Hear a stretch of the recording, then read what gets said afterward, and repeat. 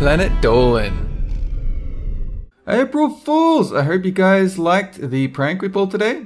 Changing the channel name, changing the logo, the banner, putting up a ridiculous video. I don't think we managed to fool anyone though. We weren't very convincing. Oh.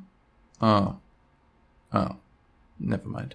But here's the real countdown, so enjoy. From bait and switch lunch pranks to a man who faked a volcanic eruption, we count 8 insane April Fool's Day pranks. Hey there, I'm Hellbent. I'm here to learn you suspiciously amazing facts that I didn't just make up. Number 8. What could be worse than seeing a gross cockroach scuttle across the floor of your home? Well, what about finding out that a horde of them have made a new home under your lampshades? That's the idea behind this arty, crafty, and also very sneaky do-it-yourself April Fool's Day prank. All you gotta do is print out the cockroach-shaped template on some paper or cardboard, then stick them to the underside of your victim's lampshade. Once the preparations are complete, ask an unsuspecting guest or family member to turn on the lamp for you, and voila! Change of underwear required. Got an arachnophobe in your life? Try the spider flavor templates. Customize the terror to your victim's specific needs. Number 7. Unless your idea of comedy is being roasted alive by lava, there's nothing all that funny about volcanic eruptions. It's pretty much just liquid hot death and destruction. And maybe dingoes. Still, on April 1st, 1974, Alaskan man Porky Biggar thought it'd be hilarious to scare his neighbors by simulating an eruption. He secretly threw hundreds of old tires into the crater of the nearby dormant volcano, Mount Edgecumbe. Clouds of black smoke poured from the crater and everyone in town was scared shitless, fearing an eruption. Eventually, it came out that the whole thing was a hoax. And amazingly, the townspeople didn't throw Porky in there as payback. But they did think he was responsible when another volcano, Mount St. Helens, erupted 6 years later. Come on, Porky, didn't your mother ever teach you not to cry wolf or throw fucking tires into volcanoes? Number 6.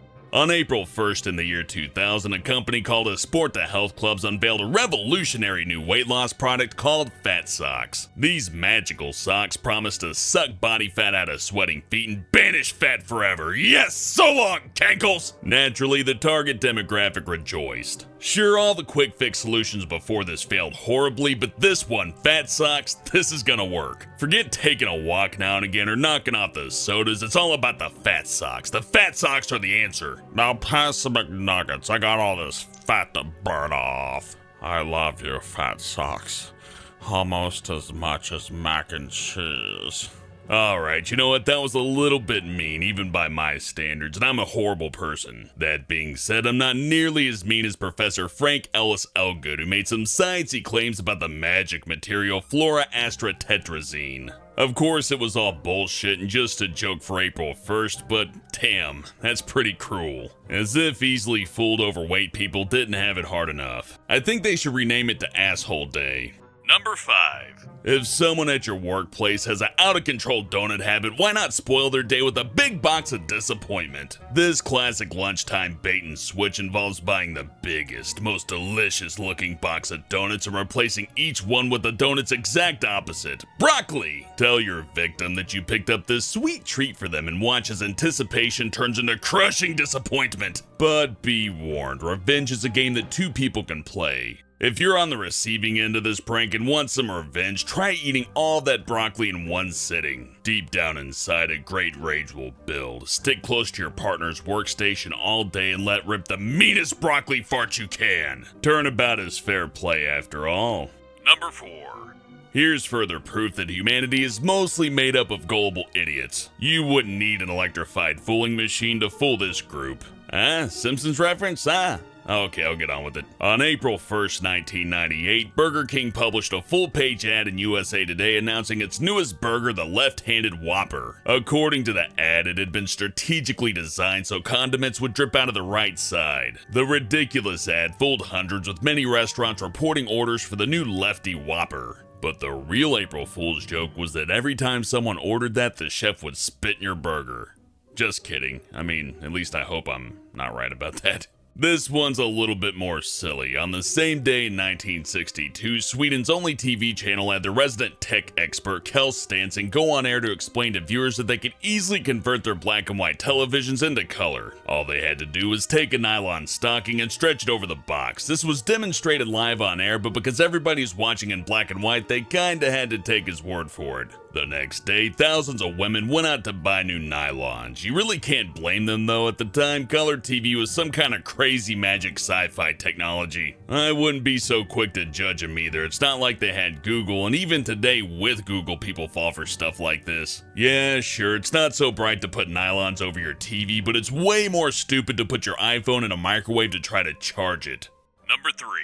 If you think the world of academia is a dull, dry place where practical jokes are frowned upon, you'd be right. Except, of course, on April 1st when anything goes. One professor exhibited the spirit of mischief by printing fake notices with the official University of Cambridge letterhead on them. The notices read, "Please note, the door access system has been upgraded to include voice recognition. Please speak your name towards the card reader to gain entry." This meant that hundreds of scarf-wearing eggheads would have began their day speaking to a wall. I'm sure they found some way to twist that around. "Oh, Mr. Hellbent, I wasn't fooled at all. The only way I can have an intelligent conversation is with inanimate objects. Clearly the purpose behind this social experiment evades your puny intellect. I was never fooled by the letterhead. I'm participating ironically." Excuse me, Mr. Hellbent, you're committing the straw man fallacy. Nobody actually said any of these things. Shut the fuck up, nerd.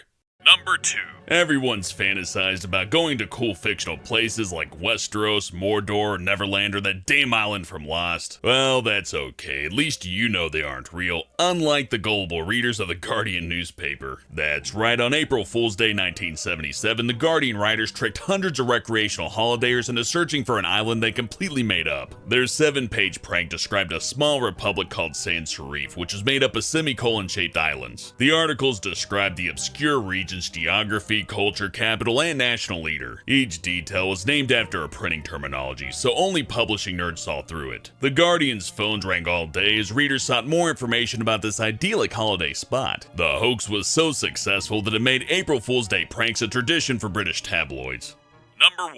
While some music stars are humorless assholes, others get into the April Fool's spirit by trolling their audience. For instance, in 2011, 90s heartthrobs Hanson announced that they had no more bops to give and would reinvent themselves with an album of Slipknot covers. Sadly, it never came about. It was probably too fucking hardcore for this world. I put my fingers into my eyes.